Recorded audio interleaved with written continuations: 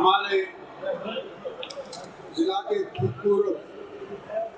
जिला अध्यक्ष वैष्णव जी, गुड़गांव की डिप्टी गुड़गांव की मेयर साहिबा, भूतपूर्व यहाँ आए हुए सभी सम्मानित सरपंच साहिबान, ब्लॉक समिति के मेंबरान, जिला परिषद के मेंबरान और हमारी मौजूदा सरपंच साहिबा प्रोफेसर रोशन लाल, हमारा हंसा प्रोफेसर, अपने मेयर विमल और जितने भी साहिबान मंच पे बैठे हैं, इनका मैं सम्मान के तौर के ऊपर नाम लेना चाहता हूँ और टीकली गांव को धन्यवाद करना चाहता हूँ कि मेरे यहाँ आने के ऊपर जिस तरह से आपने मेरा मान सम्मान किया, पगड़ी सर के ऊपर बांध करके इज्जत दी, मालाओं से मुझे नतमत करा और इससे अव्वल तो सबसे ज्यादा वो नजर आया जिसने मेरा हाथ बुलाया और जिसकी आंखों के अंदर खुशी मेरे को महसूस हुई नजर आई। आप सभी साथियों का जिन्होंने आज यहाँ उपस्थित होकर के मेरा भी पाँव पर खून बढ़ाया है, उन सब नर नारियों का मैं शुक्रिया अदा करना चाहता हूँ। लोकसभा का चुनाव 19 के अंदर हुआ और दुर्भाग्य से उसके थोड़े ही दिन के बाद कोविड का प्रकोप हमारे देश के ऊपर छा बैठा। हमारे देश के ऊपर ही क्या, सारे विश्व के अंदर छा बैठा और जिस तरह से लोगों ने परिश्रम किया, अपने गरीब और गरीब लोगों को अस्पताल में दाखिल करवा करके कुछ को बचा पाए, कुछ को नहीं बचा पाए, वो दृश्य भी मुझको आज के दिन याद है कि जब गुड़गांव के बड़े बड़े अस्पतालों के अंदर बापू कहता था कि मैं अपना इलाज करवाने के लिए अस्पताल के अंदर नहीं जाऊंगा क्योंकि फिर इतना लंबा चौड़ा बिठा दिया जाएगा कि आने वाले समय के अंदर मेरे बच्चे किस तरह से इसका भुगतान कर पाए। और जीना और मरना तो भगवान के हाथ के अंदर है। अगर मुझे मरना ही है तो कम से कम मैं घर के अंदर मरूंगा, कम से कम मेरी खेती और मेरी बचाई हुई संपत्ति मेरे आने वाली पीढ़ियों के तो कम से कम काम आ जाएगी। ऐसा भी दौर गुजरा और अब उससे गुजर करके हम दोबारा से स्वस्थ दौर के ऊपर इस देश के अंदर सांस लेने लगे। आपके गांव के अंदर धन्यवाद करने भी मैं नहीं आ पाया क्योंकि जैसा इलेक्शन संपन्न हुआ, लोकसभा का सेशन शुरू हो गया और उसके तुरंत बाद कोविड का प्रकोप हमारे देश के अंदर लागू हो गया। आज 3-3.5 साल के बाद आपके गांव के अंदर आया हूं और मैं आपको बताना चाहता हूं कि जो पिछले बार चुनाव के अंदर 4400 वोट आपके गांव के अंदर लोकसभा के अंदर पड़े थे,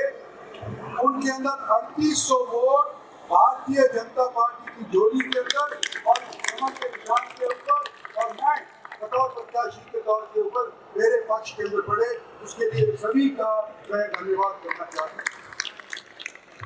समस्याएं कभी पूरी नहीं होती,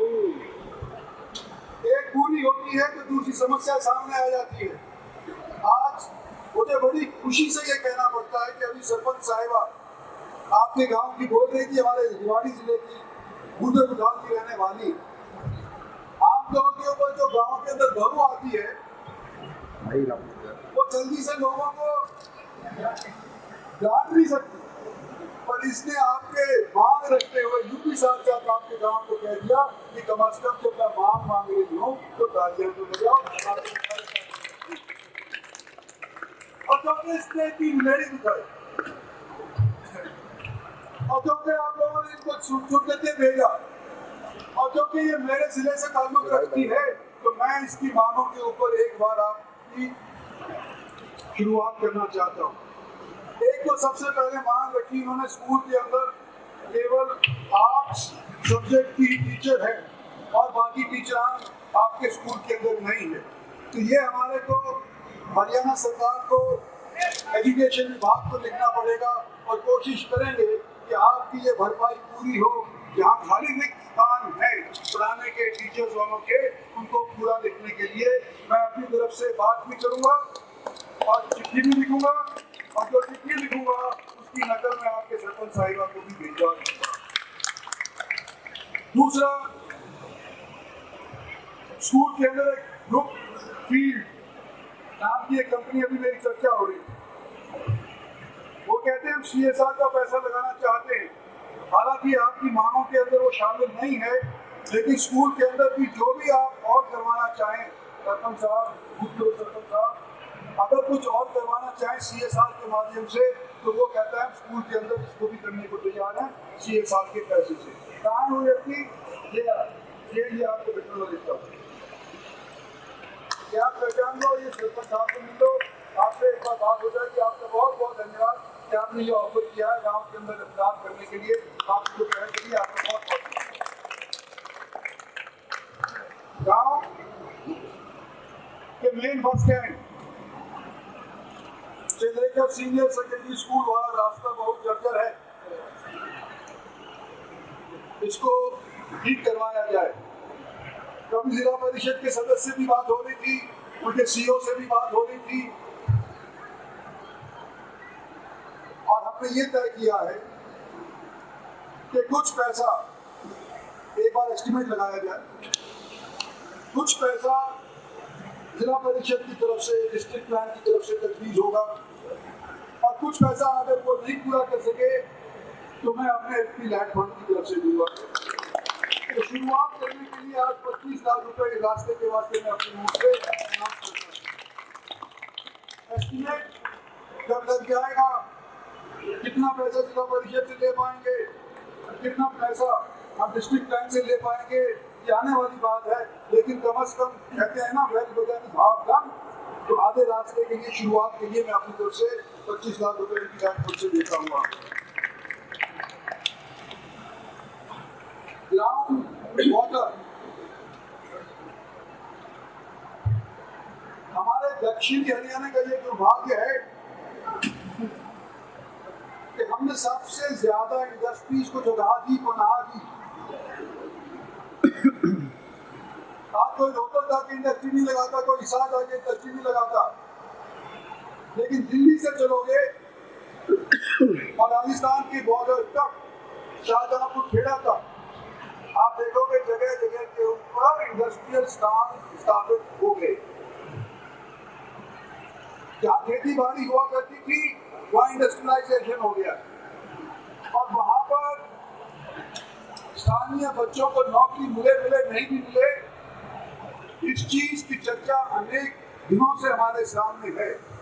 हरियाणा सरकार का शुक्र इस बात पर भी करना चाहता हूँ कि इंडस्ट्री के अंदर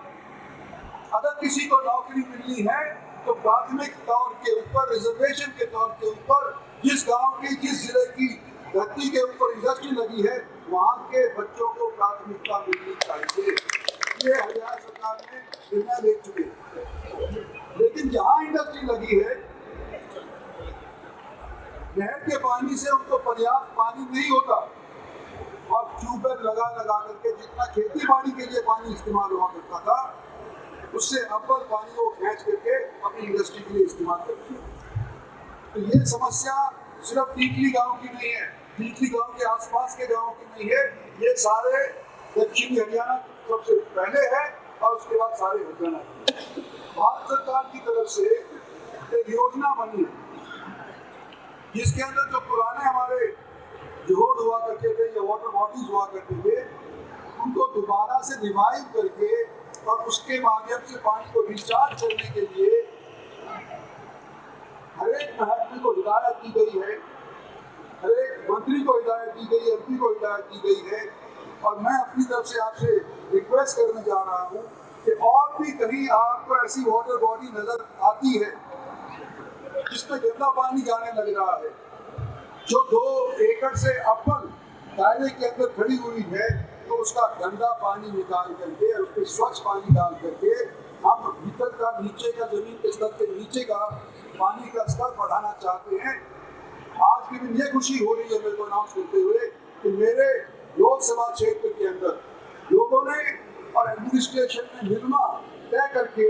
50 वाटर बॉडी ऐसी दोबारा से तैयार कर दी हैं, जो गंदे पानी से लबालब हुआ करती थी, जो आज के दिन स्वच्छ पानी से भर करके ग्राउंड वाटर को रिचार्ज करने लगी है। उनका आने वाले समय के अंदर आपको मालूम पड़ेगा, क्योंकि मैं उनका फीता भी काटूंगा और वहां जाकर के उनका उद्घाटन भी करूंगा। लेकिन फिर भी जब तक हमारे पास नहर का पानी पर्याप्त तौर पर नहीं आता, ताकि हमारे को लग नहीं रहा कि फिलहाल आने वाला है, तो हमारे को पुराने तरीके अपनाने पड़ेंगे।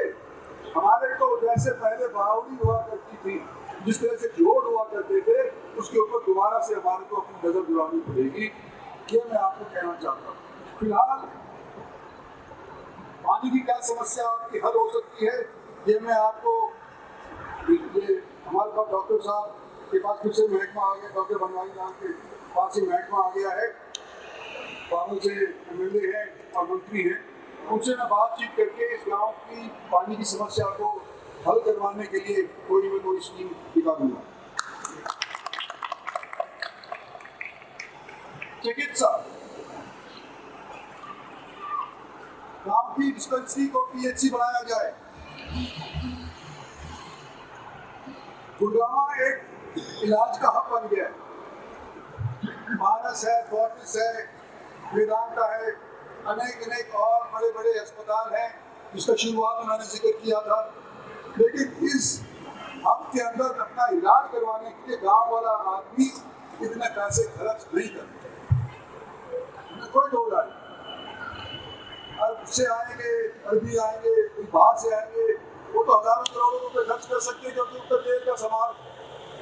इतना है, उनके पास पैसे हैं। लेकिन हमारे यहाँ तो पर्याप्त तौर के ऊपर गाँव के अंदर कोई सुविधा हो, उसी का माध्यम से हमारे यहाँ इलाज होता है। तो मैं आज आपको ये कहना चाहता हूँ कि कई जगह PHC की डिमांड आई, मुख्यमंत्री जी की तरफ से PHC की डिमांड अनाउंस भी होगी, लेकिन क्योंकि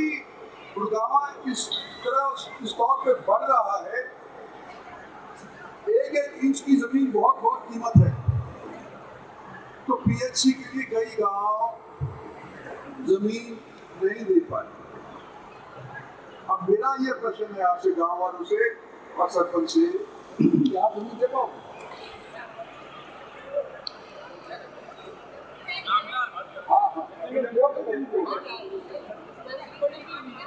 तो जो डिस्पेंसरी की जमीन है वो लेकर के हम इसको अपग्रेड करवाने की बात शुरू कर देते हैं, आपकी PHC हम बनवा देंगे।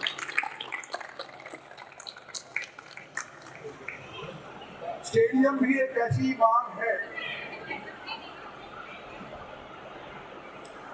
जिसके ऊपर अनाउंसमेंट के बावजूद काम नहीं हो पाया।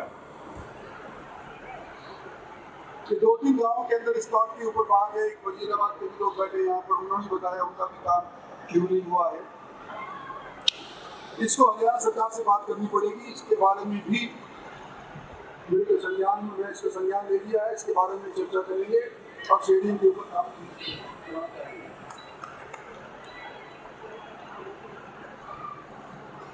और चौथी और लास्टली छठी मांग जो है, गांव की बिजली की तारें जर्जर हालत के अंदर है, इसको खिंचवाया जाए, इनके माध्यम से कोई हादसा ना हो जाए, इसका भी मैंने संज्ञान ले लिया है, इसके ऊपर कुछ न कुछ हम करवाएंगे। ये तो